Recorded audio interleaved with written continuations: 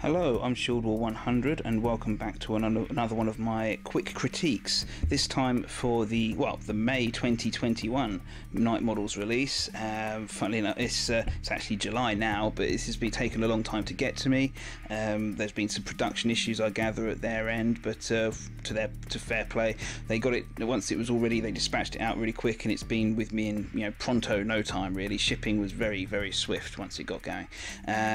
So here we are, the what I like to call the Organised Crime release. I'm actually splitting this one into two because there's an awful lot of models to get through, and tomorrow I'm going to be covering the Organised Crime Batbox, which actually accompanies this top model here, Black Mask, for the most part. We'll explain during that video how they all tie together. But yes, Black Mask is the main event this time, really. He's the character in the big box, and that's how he'll, so I thought I'd want to get him out first. I wanted to assemble him first. Let's be honest, I just couldn't wait to assemble him and get him on the table and see what see how the build went, and yeah, so that's why he's in this one. But yeah, we've got the other models to cover as well from the various blisters that came out this in May 2021 as well. It's going to be a slight drop in the number of game reports you'll be seeing on a weekly basis. I just can't really keep up the number that I'm going without really affecting the quality. I think some of my ones I sounded rather tired in, and I just wasn't happy with how some of them were turning out, so some actually got scrapped altogether before hitting the cutting room floor. And yeah, I mean, it's not really good if I'm not happy with the result. I do this as a hobby, so there you go. And I want to do some more historical games as well. I'm certainly not sick of the Batman miniatures game. I think this game is outstanding. The actual way the rules work, the way the cards play, the way the scoring works, everything about it, the actual game system itself is excellent. But I have done about half a year of weekly game reports, so I've got quite the playlist to choose from if anyone gets bored, or whatever, and with a good variety of games in it. But I'll be coming back to it. Won't just be historical from here on out by any means. But I've got some more assembly to do. Just look at this stuff as well, and that's going to take time away from gaming. Obviously, I have a full-time job of my own. That's my priority, really, to provide myself with the ability to buy all these shiny things. But yeah, so games will be a feature in the future, but not as the primary thing for me for the little while, just for a little while until I get things back on track. Anyway, enough of me wittering on. Let's see what these models are like. I'm going to show you in my quick critique. Sorry, I like to show off the model itself once it's been built, so I can comment on the build quality, any problems I came across which might be applicable to yourselves, what I think of the model and the pose perhaps, and I'll cover the rules briefly as well. Okay, so without further ado, let's get on with Mr. Sarnes himself, the Black Mask, as is today's main event. And here he is, Roman Sionis, the Black Mask himself, Gotham's at one point premier crime lord, and a worthy addition to the Night Models arsenal, and a very powerful leader for the Organised Crime faction. Right, this is his model. It's been a long time coming, but I think good things come to those who wait. On that note, I'm sure that the Mr. Freeze players out there will be expecting great things, and hopefully they get them. Okay, but yeah, back to Black Mask. Well, here he is in a swaggering pose, which I love, incidentally, which could be straight out of the pages of the War Games saga, which is roughly when this character really bloomed, shall we say, in terms of his capabilities. Funnily enough, Black Roman Sionis was kind of, well, not very capable, shall we say, before he turned his mind to criminal endeavours. He was a failed businessman, etc., beforehand, and but he was very good when he actually took over, and did a great job of running Gotham's criminal underworld. Well, until he was eventually dethroned by the combined efforts of the Red Hood and Batman. But never mind that. Right, let's get on with his actual model. So this is the 60mm base version of him. You can also assemble him with a 40mm base, just by the 40mm base comes with a different base topper, and you leave the chair off, I believe. It's just the Roman and his table, if you want to make it as is, of course. Yeah, I like the 60mm though. I like the display ability, this display aspect of my models, and I've never had a problem moving them around on a big base. Roman Sarnis himself is a single piece model, as I'll show you when I do a rotation later on. You'll see there's no seams or anything like that. He's a single piece, so it means that the quality is very good overall. The table and the chair require some assembly, but it's really quite straightforward. There's nothing to put anyone off, I would say. I wouldn't advise anyone to not assemble them for fiddliness sake at all. And yeah, it's really good. Hang on, let's have a little bit of a closer look at his instruments table. If he was truly out of the war games, one would expect a jar of cayenne peppers to be on that table as well. If someone is any good at modelling and painting and stuff, maybe they could have a go at that if they wanted to. Alright, let's just get in there on his face. You can see he's all there. But yeah, rolling his sleeves up with torch implement in hand. Lovely. The chair is suitably pockmarked and scuffed and probably blood-stained.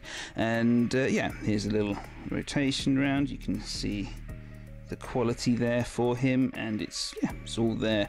You would expect nothing less. I have no problem with there being a chair on a base anyway. Usually most of the models these days have are like representative counters anyway for people off the board anyway, so like Oracle for example, or that version of Riddler, so all the Court of Owls, so it's not really an issue. And this chair is pretty much freestanding anyway, and no one's sitting in it, so I have no problem. This is just a way to represent Black Mask in his most favourite surroundings, his hobby, shall we say. Yeah, it's a great model, as I hope I've just portrayed. No problems there. Let's have a quick look at his stat card, and it gives me a chance to say this is the first time that Knight Models have not provided stat cards with their models. I've had to print these off of their webpage, but it's free there, and I've got a colour printer, so I'm somewhat fortunate. So I've printed out both sides and popped it in a deck protector with a spare card, just to give it a bit of backbone. Yeah, so let's have a look at him, shall we say. So as I said, he's a leader for Organised Crime. He costs 80 rep, which is middling, shall we say, for a boss in this game. His willpower and endurance is 7 and 8 respectively, which isn't too high. It's at sort of like the low end of average is what I'd say. Attack and defense of 4, which is passable, definitely. He's not coming in too high. He's at roughly the same level as Harvey Dent stats, shall we say, rather than definitely not a Batman or a Bane, for certainly not, no. But he comes in higher than, say, a Penguin and most of the other mob bosses as well. He's certainly a tougher prospect in one-on-one combat than just about all the other organised crime bosses. So if that's the direction you want to go to for your organised crime crew, actually have a boss who isn't a pushover, then Black Mask you could certainly do worse. He's got average speed, but he's a guy on foot, so what do you expect? His weapons are pretty good, to be honest. The torture tools, we'll just go to them underneath the gun. Split damage, which some people will not be particularly overawed by, because you can't knock people out quickly or kill them quickly, but it's good. But the hand is really useful. It's quite unusual on bosses in my experience. Steel is just tucked in at the end there, and that's really powerful. If you cause a hit, if you cause damage with this weapon, you'll just go through your opponent's hand and take a card out. So you could easily be just denying your opponent 3 points every time he hits someone. That's very scary. Of course, you have to put him in harm's way to use it, so there's the kicker. Black Mask's gun is really useful. I mean, just to show you those stats, it's 3 shots, which you'll add the strength die to, if all else being equal. Medium range is nothing to sniff at. The firearm rule, of course, for a gun, but the accurate rule means he gets +1 to hit with it as well. So yeah, that with 2 blood per hit that gets through is really solid. Extremely solid, vicious even. So there's actually good piece of damage dealing potential here for this Black Mask model. So yeah, there you go. Let's have a quick look at his traits. Brutal means he causes critical hits when he hits on 5+, on a 5 or 6 instead of a 6. Criminal is a keyword. Crawl's like a better version of arrest, so very suited to someone with torture tools, and just a handy little surprise for your opponents if they've got any unconscious models around. Interrogation I'll have to have a look at in a moment. Mob is really good because all of your henchmen are mobsters, and if we just see mob here, it's a special action, and So any speed model within 8 inches of him gets to do another attack move. So yeah, much like the Penguin in as well, he gets that role too. This basically is like a force multiplier that Black Mask has, that he can make his get the most out of his crew, which is really good. It is absolutely solid. Get an extra action, potentially an extra move with them. No mercy means again, it's a passive buff to all your henchmen. Gives them when they do critical hits, they do blood damage instead of stun. That's super good. He's got order, much like a lot of the cops do, just to get that extra suspect play down. Really important in the game for leaders to have that. And strategist, giving you an extra resource point while he's actually in play on the board. Super useful. Here's interrogation. Yeah, there you go. Basically, this if you see those rules, that combines in with steal as well to give you an opponent a double whammy of nastiness when it comes to hitting them with his interrogation, with his torture tools there. That's really solid. Okay, I mean, yeah, this guy I really like. He is a very valuable addition to the Organised Crime Clue playset, and yeah, I look forward to seeing how he synergizes with the rest of Organised Crime. I'll go possibly into that more when I actually do his Batbox tomorrow, but I just want to show off this model. I hope you agree. He's a lovely one and well worth the wait. Moving on to today's second model, we're going to go for the Cesar Romero version of the Joker from the 1960s Batman TV show. This very much accompanies the Adam West Batman from a while ago, a previous release. It was very nice to see Night Models actually moving on and doing another character from that range. Previously, in first edition, they just did Adam West Batman, but now we've got him, Robin, and now Joker. So here we are. Yeah, this is obviously going from a very iconic, I suppose, episode of that series with where they had a surfing competition and Joker was in it in shorts, as evidenced on the model itself. And yeah, I don't know really exactly to say, oh, it's brilliant. It's a very good model of that version of Joker. If you'll either like it or you might hate it, depending upon your disposition towards the idea of him being in it. But yeah, it's another version of Joker, and here he is. Let's get a picture of him here. So several parts of the model, but all the join lines are very well hidden. The actual sculpting for what it is top notch again. Nothing wrong there, even down to the waves, as you can see on there. No filling required anywhere. Everything was very easy to clean up as well. Yeah, I did some green stuff on the base, just so you can see how.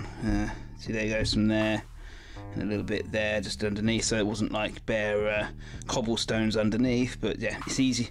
Sculpting water to go into waves is really no big deal there, so I wouldn't say it's going to tax anyone's hobby skills.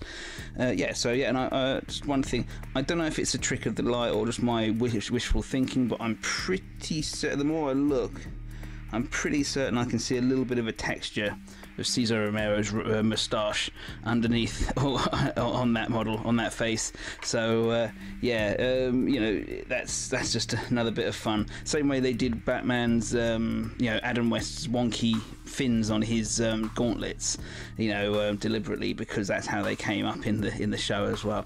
So I like that. So there he is. You may like him. He's certainly not a necessary character to get by any means. He's not a secret weapon version of Joker which beats all the others and has become the new meta in terms of what you must do to win with the Joker crew or anything. No, he's just another version of Joker which is entirely optional, and you're completely free, whether you have a Joker crew or not, to ignore him at your leisure. But for collectors, especially if you like this model, then he's certainly worth it. There's no hidden surprises in the sculpt or anything like that, no ulterior motives that I could find. But let's see what he does do on the tabletop, just so you get an idea. And here's where you'll find what I think is interesting, because here we go. Here's his quote-unquote card. So yes, he's a leader for the Joker crew, of course. 60 points rep, so very low compared to other versions of himself. Which is the really main difference point, because his stats are a little bit lower in terms of willpower and endurance. He's nothing much to write home about in terms of his actual combat stats. He's got the obligatory knife that comes with most versions of Joker. But yeah, he's basically a kind of a depowered version of the Joker, you know, and cheaper to go with it, which is an interesting take. It gives you a chance, if you wanted to go really heavy on henchmen or something, or have a really expensive free agent to use, you know, because you fancied it, then this guy might fit into your list better than some of his more capable contemporaries. But yeah, it's an interesting way to go, and much like the Adam West version of Batman, who is also cheaper than than the other Batman. This is the 1960s version seem to be budget versions of those characters, which is interesting in that maybe these are actually much better suited to if you're playing a game of less than the standard reputation size for a crew. Standard is 350 rep. This, you know, if you're playing, say, beginner games, trying to show people down a club or doing demonstrations at a show or something, then you could do worse than to take these versions of the characters to get a flavour of how they work without having to plump for a very expensive individual model and then try and fit some guys around him. That's my thinking anyway, and it would be interesting to see if that could work out in practice. Let's have a look at his traits. So he's got Charm, which means people have to pass a willpower test to attack him in close combat. That's quite easy to remember because it's a passive ability, and it's quite straightforward to do. Distract is a let's see, I think that's a special action. Oh, there we go. Yes, it reduces an opponent's defense by 1 within 4 inches. That's a useful one to have once you know it's on there. You play it a few times, you'll never forget it. You got it. Electric Handshake is like stuns people in base contact with you. Again, another willpower check, I think. He's got the standard Chaos Agent and Trickster for the Joker. So you, if you are taking him as like a, in small rep games, you can get used to those traits easy enough. And Psycho there is just a bit of an easy, an odd one, an easy one to remember again, and Scheming 1, so you can get that bit of suspect marker play as well. So it's quite a useful little kit, this guy, to actually get into the game without taking a guy with, say, a wall of traits like some of the other Jokers have. And they're quite straightforward to use, etc. So I think this is really a good one for people who are kind of beginners. But again, I mean, it doesn't mean to say you have to use it like that. You could use him in a standard size crew with an experienced player, and you're just using him because you want to take a lot more models, and he gives you the ability to do that. It's up to you, I can't think of any other Joker versions of Joker with the scheming rule either, but so maybe you really want that rule. But yeah, we'll see. It's a worthy addition to the range, certainly. I kind of hope they do more versions of characters from this particular angle in terms of the 1960s series, but and especially if they're going to be lower rep, but because that would give you a good way to maybe get into that particular crew, at lower points levels and things, without having to invest much more heavily. But we'll see. These models are all rather expensive regardless of what angle you come at them from. But yeah, this guy certainly worthwhile. Actually, I'm looking forward to painting him, to be honest. I haven't done Adam West yet because I just haven't had the impetus to do so. But this guy, maybe a different different idea towards that, and actually inspire me to paint Batman too. Next up, we go into Henchman now, and this is one of the oddball characters. He's called Eraser from the Dark Knights range that Night Models have been doing with probably some success for some time because they keep releasing them. Eraser's a guy I have never heard of or seen in a comic, despite seeing some pretty obscure, characters. I'm still pushing for my Abattoir model at some point. Please, Knight, get on that. Actually, don't. He's rubbish.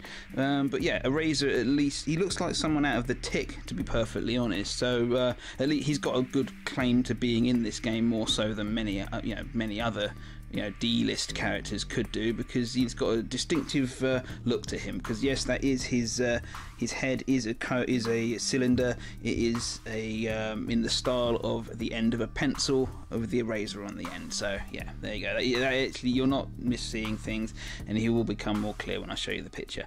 But yeah, here he is, Eraser, a character I don't know. There's a lot of other characters who I think do have a better claim to be in this this Legends of the Dark Knight range.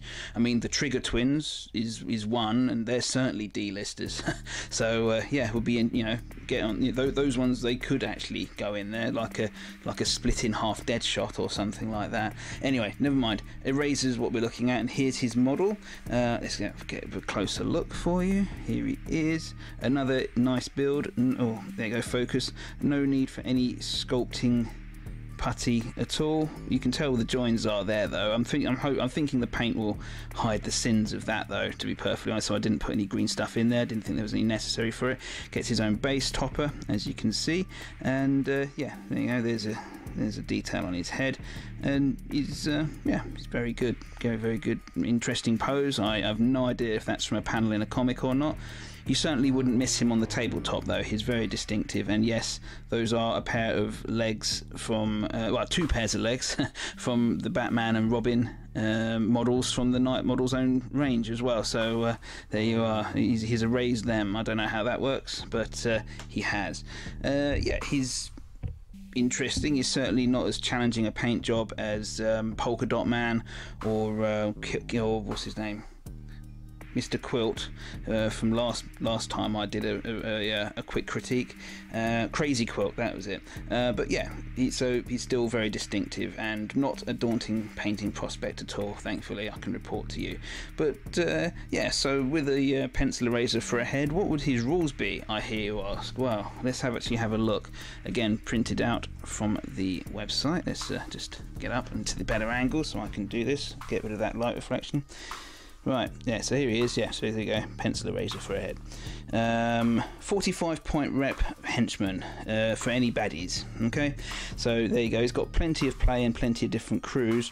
His stats are, his willpower and endurance are 6, it actually puts him quite high, well up on the list of henchmen, but kind of standard for that level of reputation, I suppose, so 45 there.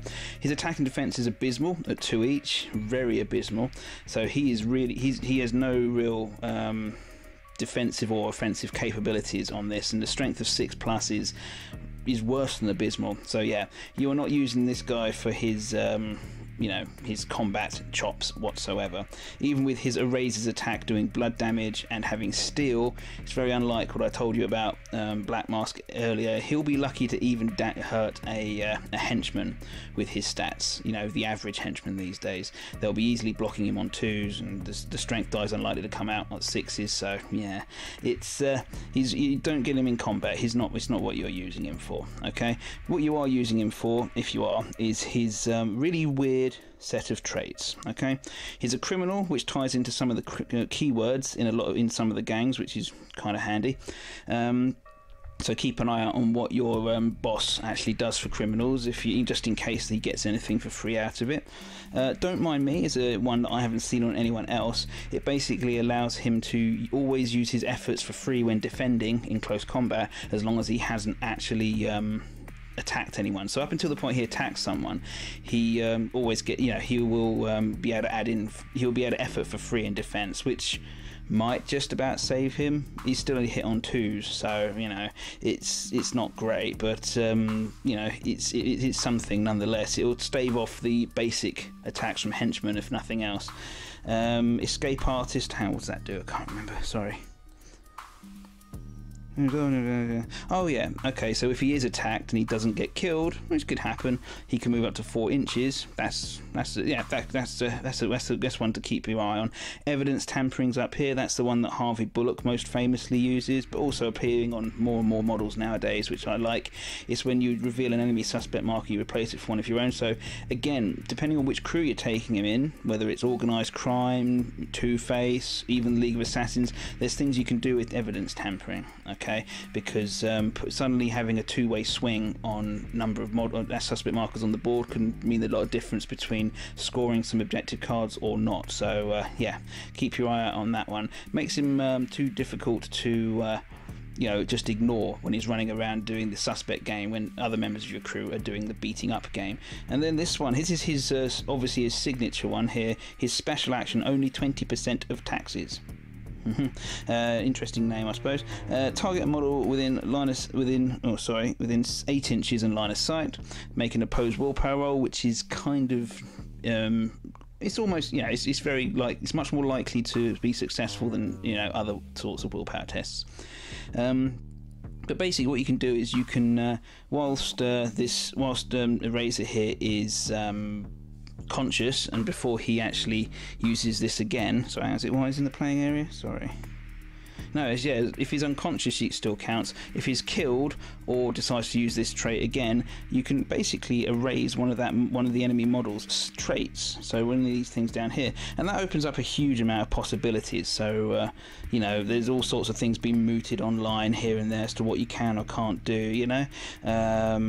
And yeah, so you know, you could potentially, if there's an opponent who really banks on using the same trait every single game, you can take this guy and kind of wipe it out for a bit.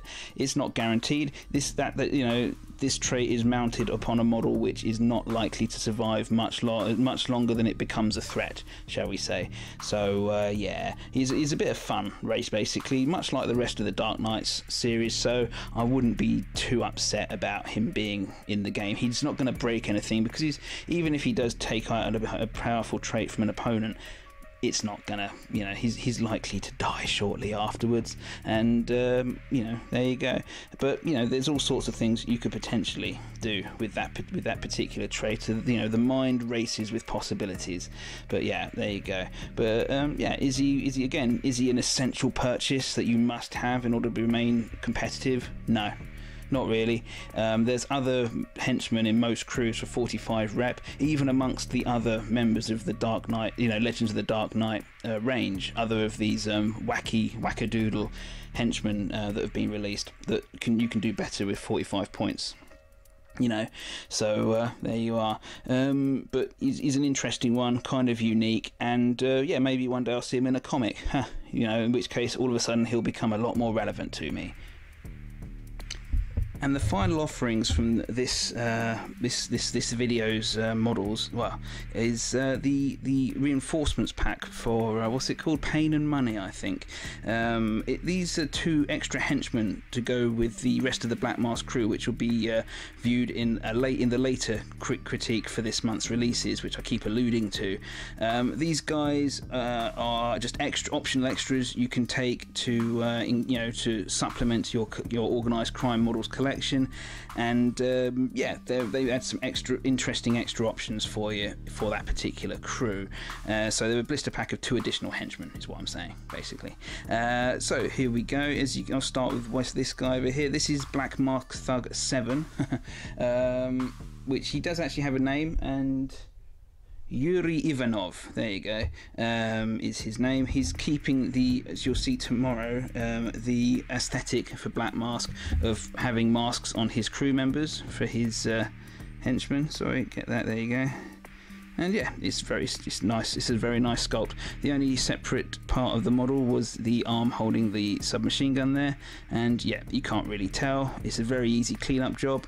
In fact, yeah, all the models this month so far have been very easy cleanup jobs and sculpts and everything, so they're really doing a good job on this release. Nothing problematic there at all.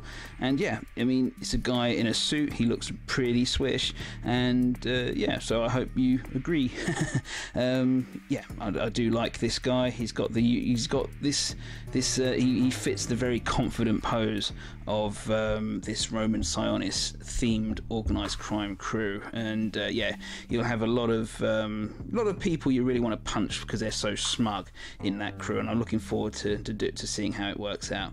Yeah, I mean, it's a great model. Again, no base topper for this guy, so a little bit of green stuff necessary on the base, but I'm sure everyone knows about how to deal with that kind of problem. And yeah, let's move on to his compatriot in this one. This is a lady, Yelena Volkov, aka the Fixer, a character I don't actually know from the comics. Wasn't present in the War Games by any means. I'm assuming she comes in when Black Mask is established in a later series, which is fine. I just haven't caught up with that one yet. I don't read all the Batman comics. I have better things to do. Anyway, this lady is much more a kind of torture doctor looking lady, as you can probably tell. She's in white lab sort of medical sort of attire on her picture. There's a syringe in her right hand there, and a cleaver, sort of a surgical cleaver type saw in her left. So definitely, yes, definitely helps Black Mask out with his hobby, I'm gonna say. Yeah, she's pretty in a pose which just looks like she's ready to get down to business, and is very businesslike in that business, shall we say. Doesn't seem to have any qualms about meting out punishment. But yeah, let's have a quick look at her up close. Sorry, just focus there. Yeah, you see lots of detail on that face. Very, very nice model. This might sound a bit odd, but yeah, I mean, I like models that aren't overly sexualized or anything like that, especially when it's comic book material, because I don't know what a miniatures company could really do to avoid making some of those models sexualized. But this one, yeah, great. It's just a standard henchman pose, business-like, gonna do some chopping up, getting on with it. It's really cool, and yeah, I really like this figure. Really good sculpt. Nothing's gone wrong with it, and a very easy build. As you can tell, again, no filling required whatsoever. And yeah, there we are. It's really good. Let's have a look at their stats. Shouldn't take too long. They're both basic henchmen, really. Well, not basic, they're both henchmen. Right, let's start with Black Mask Thug 7. So his Thug 7 because the Batbox has 6 other thugs, which we'll be seeing. So just to emphasise that this is supplementary, and again, not required. This is if you want it. So he's a henchman. He only works for Organised Crime, so no mixed. You can't put him with anyone else. He's 24 reps, so he's down the bottom of the reputation scale. $400 because of that, because he's got firearm. So there you are. Stats are very, very poor, shall we say, but he's a 24 rep henchman, so that's where he's going. So I don't think you're being ripped off, let's put it that way. You can slot this guy in lots of places, and I think this guy will be a feature on a lot of people's crews for reasons that I'll tell you in a moment. He's easy to kill, but that's fine because you'll have plenty more where he came from. He has a custom assault gun, not a submachine gun, sorry, but the rate of fire 3 for 2 blood, medium range with red dot and assault. This guy is a beast when it comes to firepower. He's, he can move and shoot with just a -1 to hit, but his red dot rule means he's re-rolling 1 miss, causing a hefty amount of steady blood damage. So yeah, this is a model that your opponent won't be able to ignore, and for 24 points, that's a really, really good thing to have in your crew. So I think this guy is going to be a feature for people who have him. Yeah, he's but then again, he's not too overpowered because he's only got 4 points of willpower and 4 points of endurance. So he's not going to stick around for too long if your opponent focuses on him at all. So it's good. This is a good bloke to fit in if you've got some numbers. If you've got a smaller crew because you've been taking lots of other more expensive models, then your opponent will probably just put a token bit of effort into taking him out and then get on with the rest of the game. So he might not be so good in that sort of scenario. He'd be good amongst a whole bunch of other guys, so your opponent might just get a little bit overwhelmed by the numbers. But it depends how it works out for you, I suppose. In terms of his traits, he's got very straightforward ones. Criminal is a keyword. Mobster is also, it means mobster ties in with the mob rule that I talked about with Black Mask earlier. It also has its own rule. Yeah, when attacking an outnumbered model in close combat, this model rolls an additional combat die, so it helps for outnumbering people in close combat. He's not likely to be hitting people in close combat with his attack of 2 and 0 weaponry to do so. So, it's just a standard rule, so he can fit in with some of the keywords, I reckon, as well. And shooter is another useful rule you see quite often on this sort of henchman. Oh, there you go. When he performs a ranged attack against targets within 8 inches, the target does not benefit from the cover rule. That's a really useful trait to have because, when you're moving around, obviously you can move, but then again, cover's quite liberal in this game, so being able to ignore cover is pretty damned useful. Okay, so there you go. That's him covered. Quite a handy little bloke. And the Fixer, yeah, here she is. You see, that's what she'll look like painted. Well, not when I do it, but when someone who's competent paints them. Another henchman, see, 38 points, so heading up the scale, but the stats are there to sort of like back it up with 5 willpower, 5 endurance, just edging into the I'm a bit more tough sort of territories there, and more capable attack stats and defense stats. 38 points still quite steep just for these stats, so you're gonna have to look at what else she's got. The syringe is useful again. Steel. Enervating 2 and poison is not to be sniffed at. Steel is just so annoying, and the saw, the surgical saw, the bones cutter, doing a bit more damage of the stun variety. So it's more of a what's the word? More of a a standard, more of this going in standard close combat weapon if you're actually in a fight you want to win, whereas the syringe is for one when you're just trying to play around with your opponent and annoy him scoring wise. But yeah, again, criminal there. Demotivate is an ability, I believe, which is a special action. And yeah, it gives the opponent enervating if they fail a willpower roll, which probably won't see that too often. Evidence tampering, as we saw before, is starting to creep into more and more models, so that's a really useful one for suspect play. That's where when she picks up someone's suspect marker, she can replace it with one of her own. It's better in combination with detective, of course, which is what the police tend to benefit from a lot. But yeah, having it in your crew at all is useful. Interrogation is what we saw on Black Mask earlier, which is where she can, yes, it works like steel. So if I just bring it into focus there, you can potentially steal one of their cards and get rid of it out of their hand, basically. So a bit of a double whammy there. Protect me at the bottom means that she can actually jump behind other bodyguards as well. That's useful. If you want to keep her alive at the cost of some more of your weaker bodyguards, you certainly can. It's optional though. I mean, it's generally better on leaders than it is on other henchmen, but this is a model that could potentially be scoring you points. So there you go. Good to have it rather than not. And Master Torturer is quite a large one, which I haven't seen on anyone else. I think this is the Fixer's characteristic trait, shall we say. So so as long as she's not KO, enemy models are within 6 inches suffer -1 to their willpower value when performing willpower rolls. That's potentially useful, if depending on what other sort of things you'll be making them take willpower rolls for. Which there are certain others within the organised crime wheelhouse, not to mention some of the other like generic henchmen can cause these as well. So there you go. In addition, when a friendly model within 6 remove an enemy model as a casualty or inflict KO, so when you kill or KO an enemy model with a melee attack, you can not do so, but then you could basically allows you to move a player marker 6 inches. So again, this is all to do with scoring cards. You can actually you can prevent your opponent from taking damage in order to move markers around the board, which for face value, why would you want to stop your opponent from taking damage? Well, sometimes you might just not care. Moving player markers can sometimes score you a lot more points than just killing an opponent. Usually, in fact, killing opponents doesn't score you anything at all, usually. But moving markers does. So there you go. You can keep them on the board a bit longer, but it doesn't mean you can't kill them again later when needs be, Anyway, so there you go.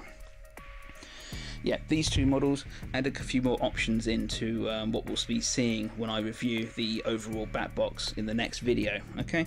And yeah, I do like them. I'm very glad I got them, so they'll round out the crew very nicely, and I look forward to seeing their contribution in games on the table. Right, well, that concludes today's reviews, critiques, shall we say. I hope you enjoyed them. I hope you got something out of them.